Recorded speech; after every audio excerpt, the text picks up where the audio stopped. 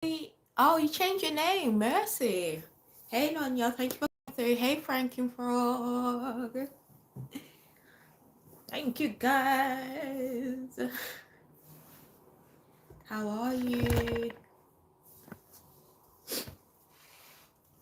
Um, we are in the last chapters of Samuel's. Before we get on to 2 Samuel, so I've been on this 2 years, but the last 4 months I've been like really focusing on deepening my relationship with God, right?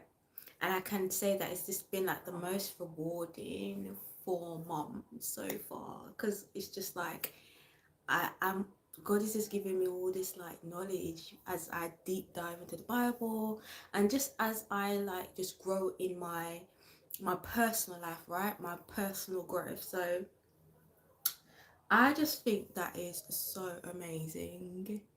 I just think that's so amazing how God can work, right? And when you get saved, it doesn't mean that you get saved and you don't change and there's no transformation, right? There has to be a genuine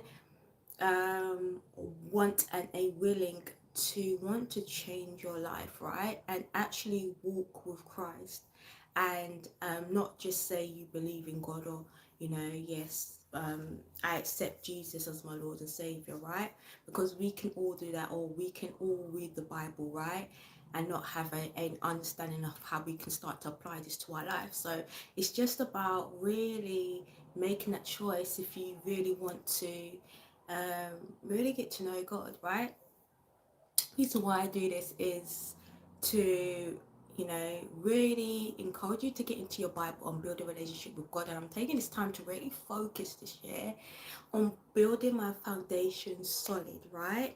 Um, um, God is amazing because I am not a public speaker. I'm not someone that likes to speak in front of people, but God puts you in some uncomfortable situations so you can just get used to it, and that's what I feel like it's done. It's just like, what, there you are. So I am still learning. I've been on this journey for 2 years, so I'm still learning myself.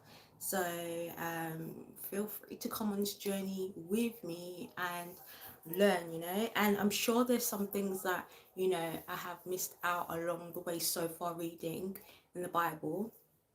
But as time goes on and I start to get more reading and more understanding, I will get those things. But for now, whatever God gives me, I am taking that and I'm learning, right? So you have to remember, guys, it's a process. It's not going to happen overnight. It's a process.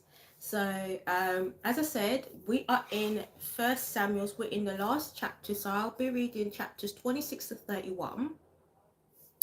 And I will do a recap of what we read on Tuesday, which was chapters 21 to 25, and then I'll just get into the reading. Sometimes I might have a little commentary, sometimes I may just read through the Bible. It's just whatever I'm felt led to, the Holy Spirit leads me to speak on, right? And I just want to say one thing. I don't pray on live, but I do it off live. I just feel comfortable, but just make sure that you are praying and making sure that you're asking God to guide you and help you through this understanding of learning scriptures and starting to build your relationship with God. But as I said, some people feel comfortable doing it on camera, some feel comfortable doing it off, and I'm one of the people that feels comfortable praying off camera. But I just want to say, make sure you do ask for prayer, make sure you do ask for guidance along the way. So I just do a recap. So chapters 21 to 25, right? So we saw David on the run from Saul, right?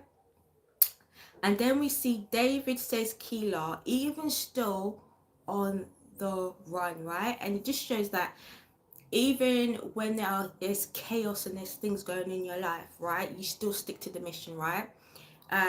God asks you to do something, you be obedient, right? And David was still obedient even in the midst of his chaos, even though he was on the run from Saul, right? David spares Saul's life, right? Samuel dies, and then David showing self-control towards Nabal, and that again is just showing David's wisdom. Now, to fear the Lord is not only just his wrath and his punishment, right? David was in awe of God, right? In awe of his holiness. He knew the power of God's mighty hand. And David respected that. David respected God a lot, as we see throughout Samuel's. Every decision that David made, he went to God with it. It was never just off his own understanding. He went to God, right? And also David worshipped and loved God and his goodness. So again, he saw what God had done in his life and what God could do for him fighting his battles, right? Which is amazing to see how much David surrendered and just let God do his thing, right? And I was just thinking sometimes, I sit in silence and I go, I don't know if you do, and I go, God, me, and I'm in awe as well, because I'm just like, I'm so honored, like, me, I get to share your glory. When I mean share, like, tell how his transformation in my life, like, I get to tell everybody what you've done in my life, right? And this is all for the glory of you, to speak the gospel, right? I'm saying this as the one before who never believed. You've chosen me to speak the gospel. So I can understand David was in awe of God, just by seeing what he could do, and how much he has transformed his heart and how much he was there for him. So the themes in the book, in those chapters, was God's protection, David showing his leadership, revenge, self-control, and wisdom. So I'm just gonna get on to reading the next chapters, which is chapters 26 to 31, and we're in the book of First Samuel's. The Ziphites went to Saul at Geba and said, "Is not David hiding on the hill of Hachilah, which faces Jeshimon?" So Saul went down to the desert of Ziph with his 3,000 select Israelite troops to search there for David. Saul made his camp beside the road on the hill of Hachilah, facing Jeshimon. But David stayed in the wilderness. When he saw that Saul had followed him there, he sent out scouts and learned that Saul had definitely arrived. Then David set out and went to the place where Saul had camped. He saw where Saul and Abner, son of Ner, the commander of the army, had lain down. Saul was lying inside the camp with the army camped around him. David then asked Ahimelech the Hittite and Abishai, son of Zeruiah, Joab's brother, who will go down unto the camp with me to Saul. I will go with you, said Abishai. So David and Abishai went to the army by night, and there was Saul laying asleep inside the camp with his spear stuck in the ground near his head. Abner and the soldiers were lying around him. Abishai said to David, "Today God has given your enemy into your hands. Now let me pin him to the ground with one thrust of the spear. I won't strike him twice." But David said to Abishai, "Don't destroy him. Who can lay a hand on the Lord's anointed and be guiltless?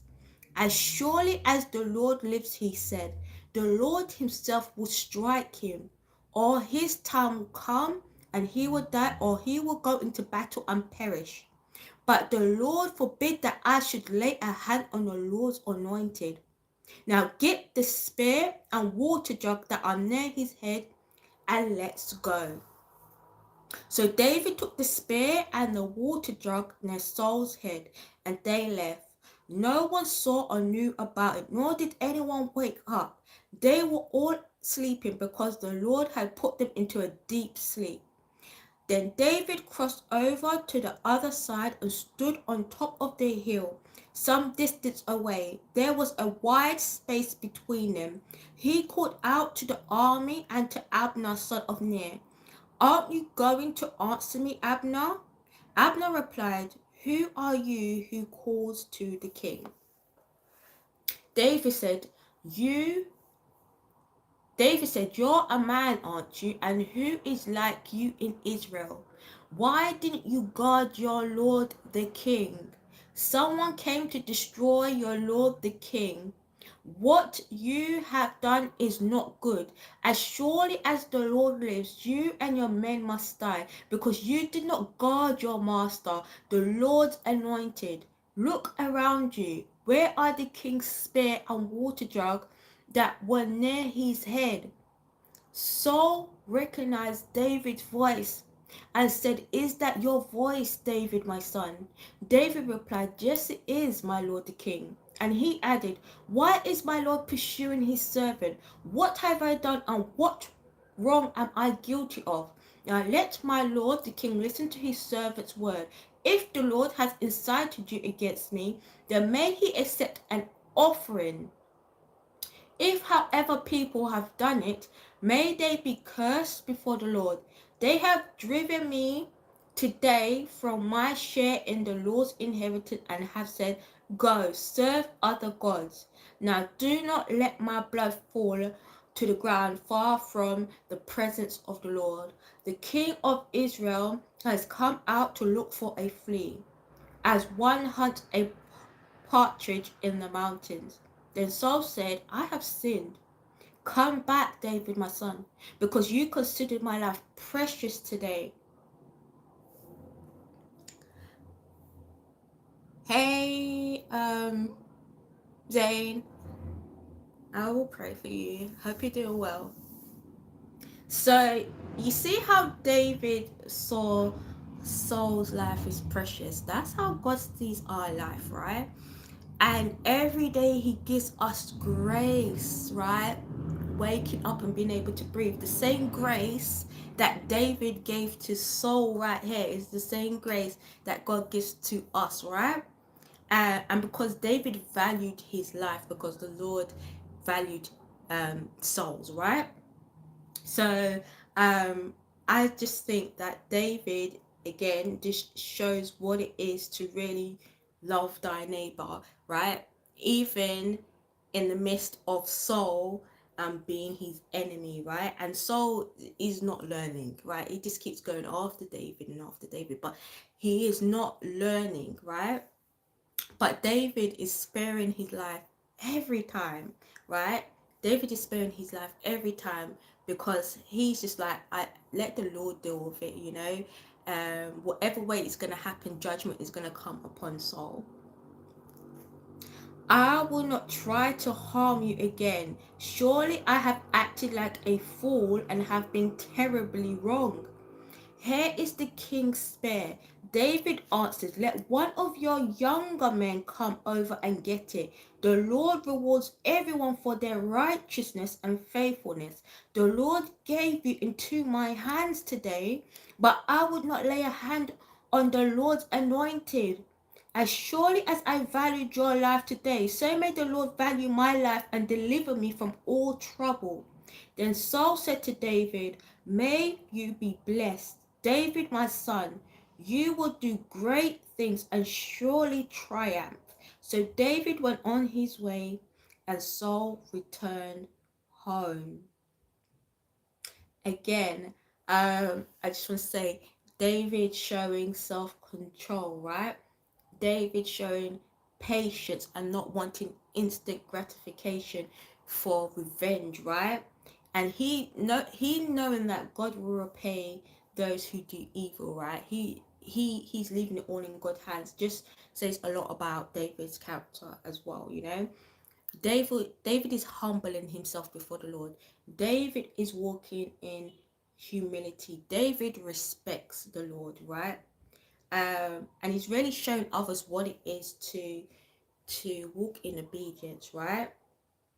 And showing mercy to others. So shout out to you, David. Chapter 27. But David thought to himself, one of these days I shall be destroyed by the hand of Saul. The best thing I can do is to escape to the land of the Philistines. Then Saul will give up searching for me anywhere in Israel, and I will slip out of his hand. So David and the 600 men with him left and went over to Achish, son of Maok, king of Gath. David and his men settled in Gath with Achish. Each man had his family with him, and David had his two wives, Ahinoam of Jezreel and Abigail of Carmel, the widow of Nabal. When Saul was told that David had fled to Gath, he no longer searched for him. Then David said to Achish, if I have found favor in your eyes, let a place be assigned to me in one of the country towns, that I may live there. Why should your servant live in the royal city with you? So on that day Achish gave him Ziklag, and it belonged to the kings of Judah ever since. David lived in Philistine territory for a year and 4 months. Now David and his men went up and raided the Gershurites and the Girzites and the Amalekites. From ancient times, these people had lived in the land extending to Shur in Egypt. Whenever David attacked an area, he did not leave a man or a woman alive, but took sheep and cattle, donkeys and camels and clothes. Then he returned to Achish. When Achish said, where did you go raiding today? David would say, against the Negev of Judah, or against the Negev of the Jerahmeel, or against the Negev of the Kenites. He did not leave a man or woman alive to be brought to Gath, for he thought they might inform on us and say, this is what David did.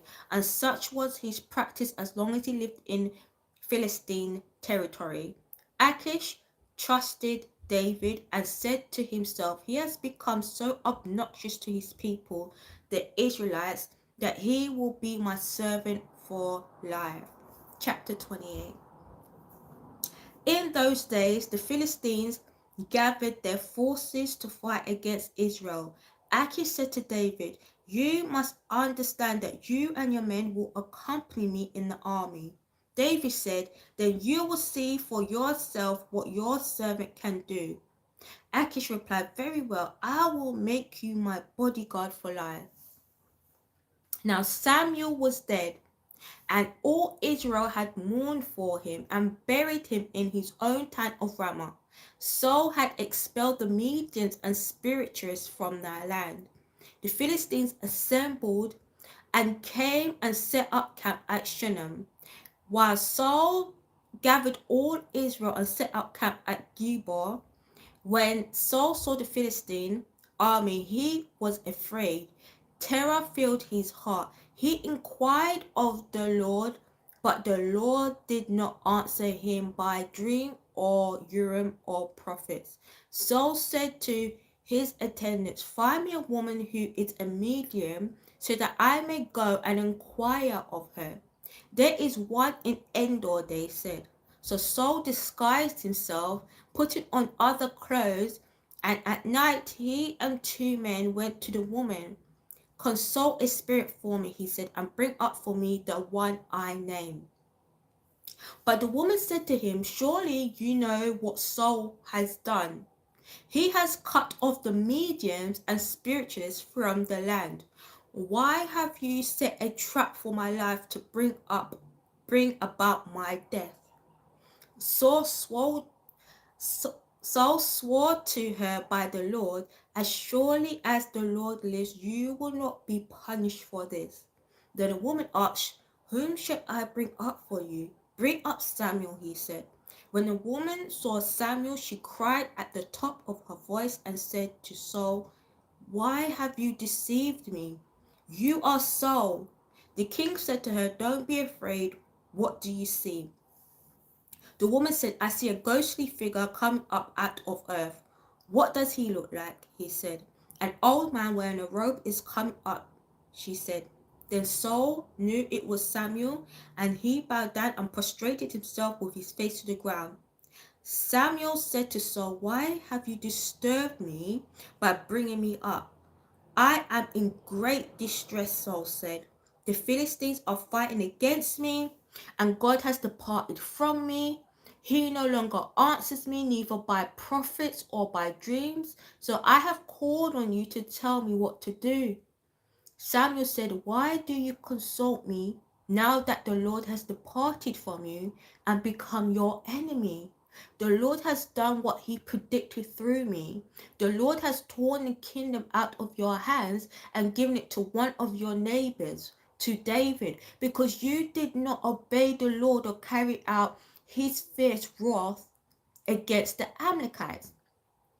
The Lord has done this to you today. The Lord will deliver both Israel and you into the hands of the Philistines, and tomorrow you and your sons will be with me. The Lord will also give the army of Israel into the hands of the Philistines. Immediately, Saul fell full length on the ground, filled with fear because of Samuel's words. His strength was gone, for he had eaten nothing all that day and all that night. When the women came to Saul and saw that he was greatly shaken, she said, look, your servant has obeyed you. I took my life in my hands and did what you told me to do. Now please listen to your servant and let me give you some food so that you may eat and have the strength to go on your way. He refused and said, I will not eat. But his men joined the woman in urging him, and he listened to them. He got up from the ground and sat on the couch. The woman had a fattened calf at the house, which she slaughtered at once. She took some flour, kneaded it, and baked bread without yeast. Then she set it before Saul and his men, and they ate. That same night they got up and left. Chapter 29. Hey Meda. Hey Nick. Thank you for coming through. The Philistines gathered all their forces at Aphek, and Israel camped by the spring in Jezreel. As the Philistines' rulers marched with their units of hundreds and thousands, David and his men were marching at the rear with Achish. The commanders of the Philistines asked, what about these Hebrews? Achish replied, is this not David, who was an officer of Saul, king of Israel? He has already been with me for over a year, and from the day he left Saul until now, I have found no fault in him. But the Philistines' commanders were angry with Achish and said, send the men back, that he may return to the place you assigned him. He must not go with us into battle, or he will turn against us during the fight. How better could he regain his master's favor than by taking the heads of our own men? Isn't this the David they sang about in their dances? Saul has slain his thousands, and David his tens of thousands. So Achish called David and said to him, as surely as the Lord lives, you have been reliable, and I will be pleased for you to serve with me in the army. From the day you came to me until today, I have found no fault in you, but the rulers don't approve of you. Now turn back and go in peace. Do nothing to displease the Philistine rulers. But what have I done? Asked David. What have What have you found against your servant from the day I came to you until now? Why can't I go and fight against the enemies of my lord the king? Achish answered, I know that you have been as pleasing in my eyes as an angel of God. Nevertheless, the Philistine commanders have said, he must not go up with us into battle. Now get up early along with your master's servants who have come with you, and leave in the morning as soon as it is light. So David and his men got up early in the morning to go back to the land of the Philistines, and the Philistines went up to Jezreel. Chapter 13. David and his men reached Ziklag on the third day. Now the Amalekites had raided the Negev and Ziklag. They had attacked Ziklag and burned it, and taken captive the women and everyone else in it, both young and old. They killed none of them, but carried them off as they went on their way. When David and his men reached Ziklag, they found it destroyed by fire, and their wives and sons and daughters taken captive.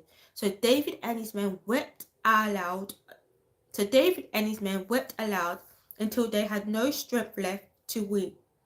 David's two wives had been captured, Ahinoam of Jezreel and Abigail, the widow of Nabal of Carmel. David was greatly distressed because the men were talking of stoning him. Each one was bitter in spirit because of his sons and daughters. But David found strength in the Lord his God. Then David said to Abiathar the priest, the son of Ahimelech, bring me the ephod.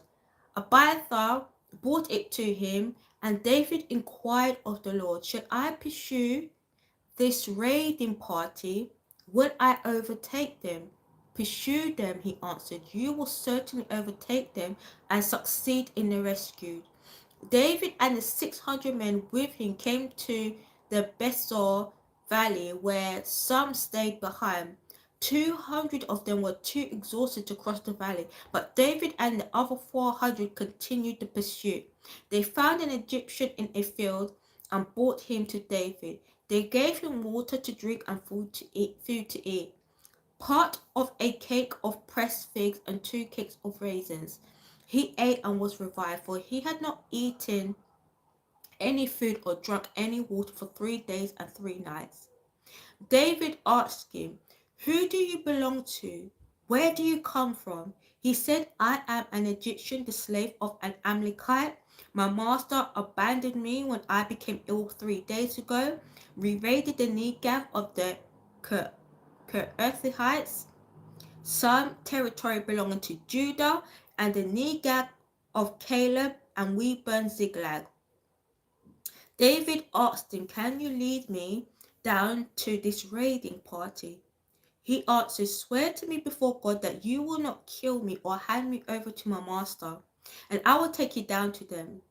He led David down, and there they were scattered over the countryside, eating, drinking, and reveling because of the great amount of plunder they had taken from the land of the Philistines and from Judah. David fought them from dusk until the evening of the next day, and none of them got away, except for 100 young men who rode off on camels and fled. David recovered everything the Amalekites had taken, including his 2 wives. Nothing was missing, young or old, boy or girl, plunder or anything else that they had taken. David brought everything back. He took all the flocks and herds, and his men drove them ahead of the other livestock, saying, this is David's plunder. Then David came to the 200 men who had been too exhausted to follow him, and who were left behind at the Besor Valley. They came out to meet David and the men with him. As David and his men approached, he asked them how they were. But all the evil men and troublemakers among David's followers said, because they did not go out with us, we will not share with them the plunder we recovered. However, each man may take his wife and children and go. David replied, "No, my brothers, you must not do that with what the Lord has given us.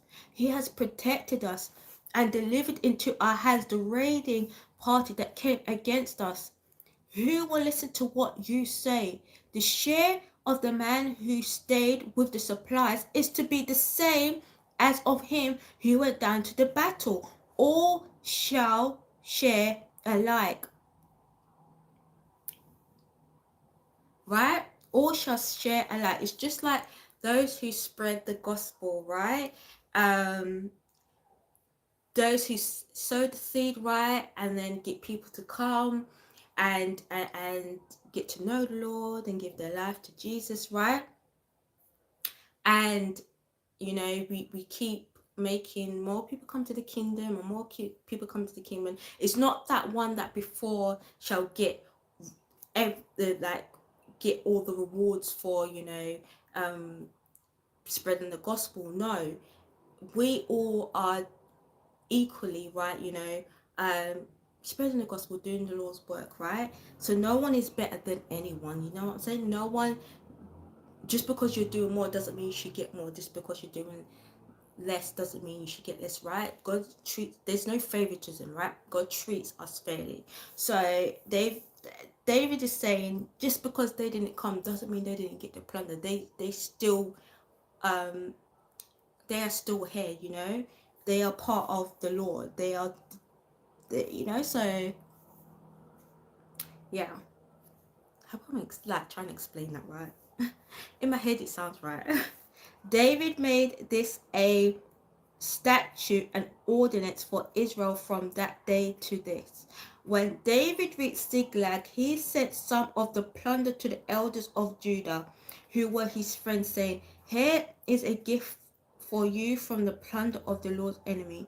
David sent it to those who were in Bethel, Ramoth, Negev, and Jetah, to those in Aurora, Zipmoth, Eshtemoa, and Raquel, to those in the towns of Jerahmeelites and Kenites, to those in Hormah, Obah, Ashan, Athak, and Hebron, and to those in all the other places he and his men had roamed.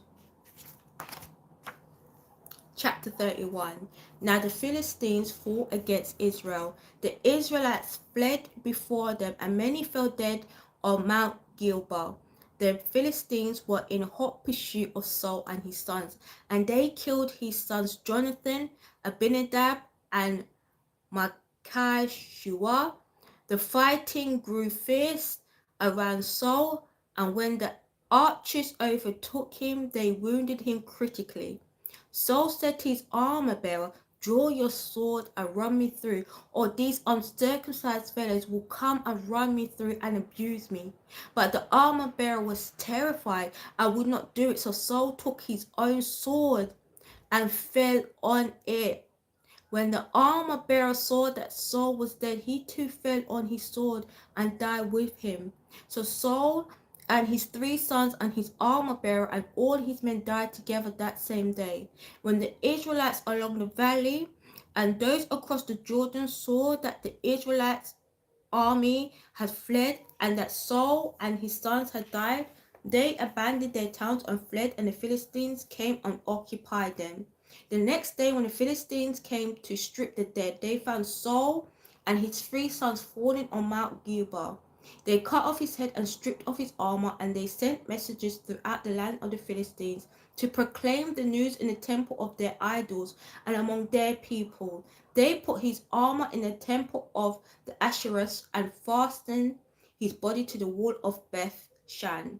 When the people of Jabesh Gilead heard what the Philistines had done to Saul, all their valiant men marched through the night to Bethshan.